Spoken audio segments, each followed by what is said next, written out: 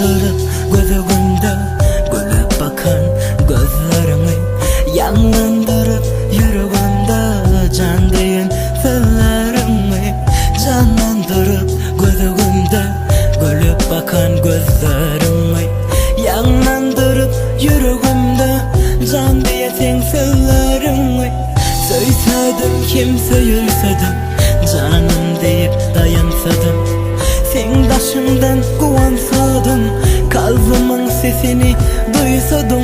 Söyledim kimse yürsedim, canım deyip dayansadım, kalbimin sesini duysadım. Sevgimi sen bilseydin, yeteli baltı bilbili, koydurma ten elini, söylenmedin seni, gelsene hey yarım. Yeteli balta bilbili, söylenmedin seni, sen gelsene beri, açsana sevgilerini. Yar yar, can can, duyan mı beni? Vay vay, söylesene,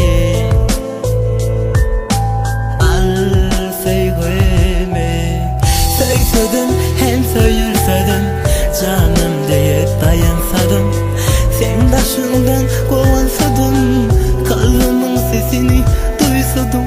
Söyledim hem söyledim, kalbimin sesini duysadım, canlandırıp gözümde gülüp bakan gözlerimi, canlandırıp gözümde gülüp bakan gözlerimi, yanlandırıp yüreğimde can diyen sözlerimi, canlandırıp gözümde gülüp bakan gözlerimi, yanlandırıp yüreğimde can diyen sözlerimi.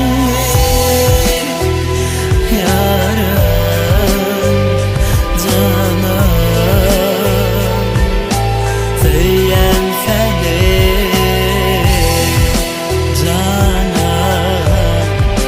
yarım, söyleyen seni.